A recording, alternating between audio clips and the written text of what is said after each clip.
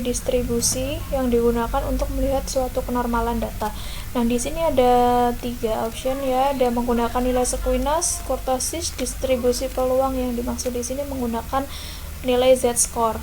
Oke, kita langsung saja ke SPSS-nya. Nah, di sini sudah saya inputkan variabelnya adalah nilai UH. Nah, ada 20 data di sini ya, teman-teman. Langsung saja untuk yang pertama adalah kita mencari nilai Squinus dan kurtosis. Teman-teman bisa langsung ke menu analyze, deskriptif, statistik, kemudian ke frequency. Lah, di sini variabel sebelumnya adalah di sebelah sini ya, variabel saya reset dulu. Jadi tampilan awalnya seperti ini. Lalu teman-teman pindahkan ke kolom sebelah kanan, kemudian pilih statistik. Nah, di bagian bawah ini ada menu distribution. Nah, teman-teman silakan checklist seperti ini, kemudian di continue, lalu di OK. Nah, hasilnya akan muncul di outputnya teman-teman. Nah, seperti ini. Nah, lalu ada cara lain yang ini better daripada yang tadi ya, karena dengan cara yang kedua ini teman-teman juga bisa mencari nilai Z-score-nya. Jadi tidak hanya Squinus dan kurtosis, tapi langsung dengan nilai Z-score-nya. Nah, caranya ada di menu analyze, di deskriptif, statistik. Kalau tadi teman-teman pilih di frequency, sekarang pilih yang deskriptif. Nah, di sini sama, silakan nilai UH dipindahkan ke kolom sebelah kanan. Kemudian di bagian option sini teman-teman silakan checklist bagian distributionnya, yaitu kurtosis dan Squinus.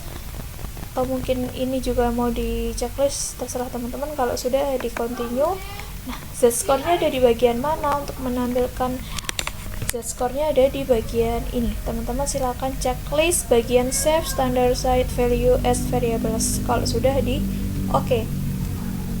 Nah, untuk nilai Z-score teman-teman ini langsung muncul di inputnya. Nah, sedangkan Squinus dan kurtosis akan muncul di outputnya. Nah, ini tadi yang pertama menggunakan cara yang di frekuensi ya. Ini nilainya Squinus min 2,163, standar errornya 0,512, 6,868, 0,992. Apakah sama dengan yang ada di cara deskriptif? Tentunya adalah sama. Jadi ini nilai kurtosisnya, ini standard error of kurtosis, lalu ini nilai Squinus, dan ini adalah standard error of Squinus.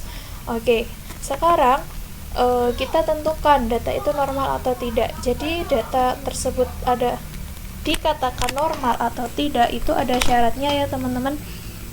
Jadi yang pertama untuk di Squinus dan kurtosis syaratnya adalah nilai dari Squinus dibagi standard error of Squinus harus berada di negatif, di antara negatif 2 dan plus 2. Begitupun nilai kurtosisnya. Jadi bukan mentahan aja nilai Squinusnya aja, tetapi nilai Squinus dibagi dengan standard error of Squinus. Oke, kita lakukan perhitungannya dulu. Nilai Squinusnya adalah min 2,163 dibagi 0,512. Lalu kurtosisnya adalah 6,868 dibagi 0,992. Oke, kita bagi dulu. 2,163 dibagi 0,512, hasilnya adalah min 4,224. Lalu yang kurtosisnya 6,868 dibagi 0,992, hasilnya adalah 6,923. Nah, itu. Nah, sekarang kita ambil keputusan apakah data tersebut normal. Nah, kalau teman-teman bingung, teman-teman bisa buat garis bilangan ya. Garis bilangan seperti ini. Oke. Jadi teman-teman bisa gambar, nggak lurus,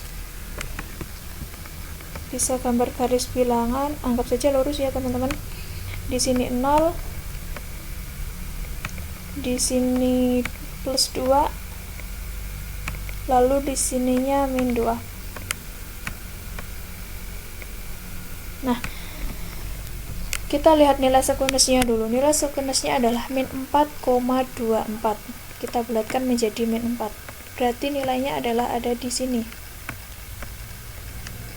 Lalu kurtosisnya 6,9. Kita bulatkan 7. Misalnya. Nah, nilai min 4 dan 7 ini apakah berada di antara negatif 2 dan 2? Tentu jawabannya adalah tidak. Maka dapat disimpulkan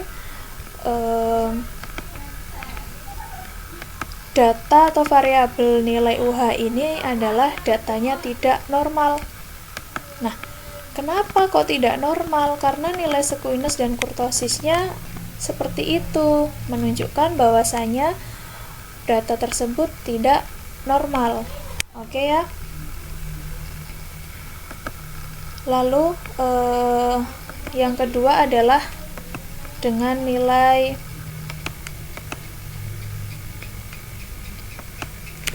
z-score. Nah, z-score itu syaratnya nilainya harus berada di antara negatif 1,96 dan plus 1,96 seperti ini. Nah, kalau di nilai z-score bedanya dengan nilai sekuens dan kurtosis, nilai z-score nilainya muncul setiap nilai. Jadi satu nilai punya nilai z-score masing-masing. Sedangkan kalau di sekuens dan kurtosis dia dipukul rata. Artinya satu variabel ini hanya punya satu nilai. Ya kan teman-teman? Jadi langsung nilainya keluar mewakili variabel nilai UH. Nah, tapi kalau di z-score dia masing-masing. Nah, ini salah satu kelebihan dari menggunakan z-score ya. Jadi kita tahu nilainya mana yang datanya itu tidak normal. Kalau tadi kita tahu satu variabel ini adalah variabel tidak normal. Sekarang kita cek. Karena nilai z-score syaratnya normal jika berada di negatif 1,96 dan plus 1,96. Oke, yang pertama negatif 0,29. Ini berarti ada di antara. Ini juga ada di antara. Kalau teman-teman bingung, silakan digambar menggunakan garis bilangan seperti yang saya contohkan di sekuens dan kurtosis tadi ya. Oke, ini masih normal semua, ini normal. Oke, sampai data ke-17 masih normal. Kita cek sampai ke data ke bawah.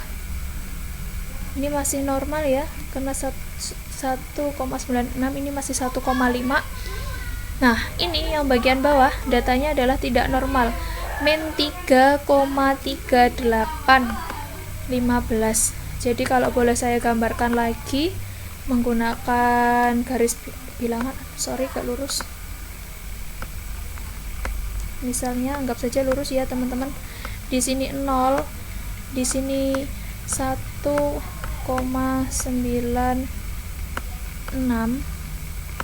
negatif ya sebelah kiri. Lalu di sini 1,96.